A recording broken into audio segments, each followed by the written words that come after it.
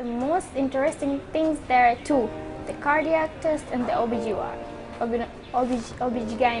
things. I was kind of wondering how could a baby survive inside a woman womb. I wanted to see it. I find it very hard when a doctor says, oh, you're going to have a female baby or a male boy, you're going to have a boy. I was finding it so hard to determine how could he see.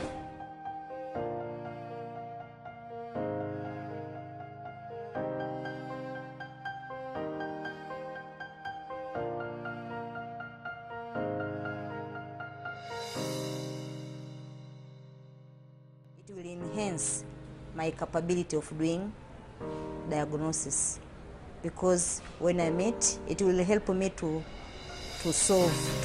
easier my clinical diagnosis, my history taking session for the patient. So it will enhance my capability of doing my work.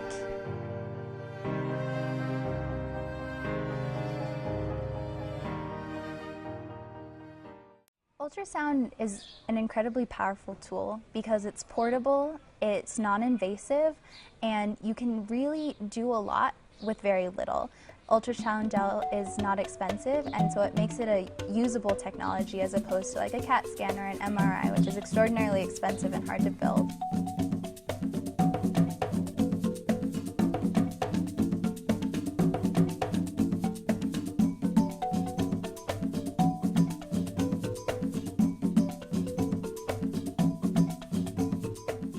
I'm Megan Bernstein, and this year I was the team leader for the Tanzania Ultrasound trip to Mwanza, where we lead a 4-week ultrasound course. One of the big things at UCI is ultrasound education and integrating that into the curriculum for medical students. So starting early, it's not additional training, it's something that we just do. We use it for teaching, which is incredibly important here because they don't have cadaver dissection the way we do in the United States. And so their ability to understand the body is kind of limited to the pictures and the lectures that they receive, but ultrasound kind of puts it into that visual 3D mode that we only get through anatomy. I'm Janice Boughton. I'm an internal medicine doctor. I have been doing bedside ultrasound for a number of years and have become associated with the UC Irvine team that comes to Tanzania and teaches about 4 years ago when this project first started. The initial idea was Brad Jacobson's that since UC Irvine medical students after their first year knew a ton of ultrasound, that they should teach other medical students. There had been a strong tradition within UCI of students teaching students. So when they realized how much they knew, they wanted to share it. Can everyone still hear me? Can most of you see me? Can you see me? Okay, that's sort of okay. What I like about ultrasound, I suppose the fact that there's very little logistics involved and a lot can get done with it. You can see a lot, you can learn a lot with very little preparation. All you need is a machine. There's also an indicator that we use to orient ourselves. Just introducing it now, we'll be talking a lot more about it in a little bit. I first saw ultrasound actually at another UCI trip when I went to Panama three years ago. I met some UCI students there, and they were teaching ultrasound to local midwives. This was when I was applying to medical school. So then I worked in the emergency department, worked with a couple guys who used ultrasound pretty much every day, and got really excited about it. And then when I came to UCI, I made sure that I was a big part of that.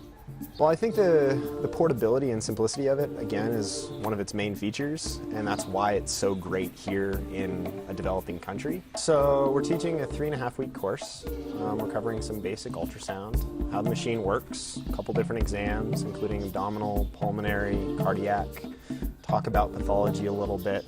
And we also discuss the FAST scan, which combines a couple different elements to evaluate someone generally after trauma. It's meant to be an introduction to the machine, to get people comfortable with some basic scans, and so if they see it in a clinic, they are familiar with it and they know how to use it if given the opportunity. I think it will be helpful with me during my work. In case if I work in a rural area, there shouldn't be no ultrasound personnel. I may be helpful to that. I've learned so many things, and it's so fun learning these things, seeing a human body, but using just a simple thing, an ultrasound machine. There are so many stories in the developing world about how ultrasound changed things. One happened here in Tanzania while I was doing teaching rounds. Some of the students came to us and said, there's this woman who really needs an ultrasound. And so we moved to her bedside.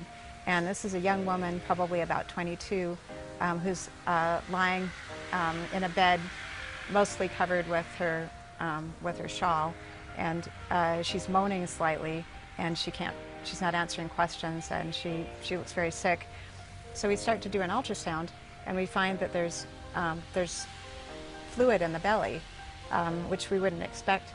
And the fluid, there's some characteristics of it that look like blood. And we look down into the pelvis, and we see a tiny fetus within a ruptured tube. So this woman had a ruptured ectopic pregnancy, which was in the process of trying to kill her. As soon as the ultrasound happened, she was in the operating room with a blood transfusion and surgery to cure the condition within an hour, and she lived. It's absolutely important that any kind of project that we take overseas has the ability to be sustainable. The Tanzania trip has been partially funded by UCI. There was a 4-year grant that helped students travel abroad if they were working for 4 weeks on ultrasound. So in that way we funded part of our trip, mostly expenses in country. We also started our own Indiegogo page to fundraise for our projects. We started a UCI donation page where we did a big Facebook push to get people involved and really just spread the word about why we thought our project was important. UCI students are also really resourceful, so we applied for grants. One of our teammates, Sahil, for example, presented our project in front of an audience and won us $2,000 to help us go. So we put it together any way we can. My experience working with UCI students, I've been routinely extremely impressed with how hardworking they are and how courageous they are in trying new projects and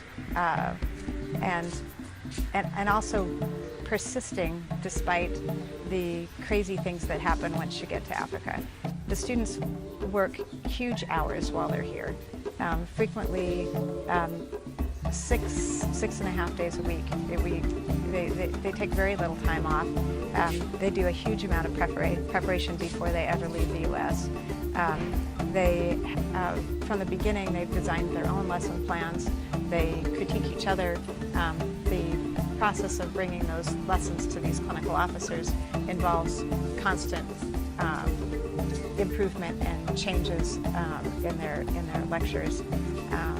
They're learning as they're teaching, and by the end of it, they are incredibly competent at the things that they've taught.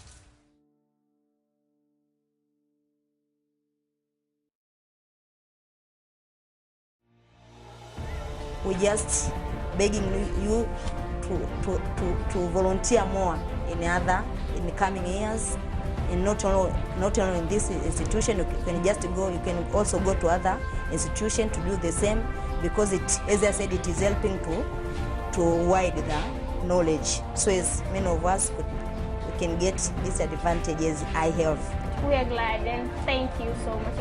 We have never mentioned it. We're so thankful that you guys came.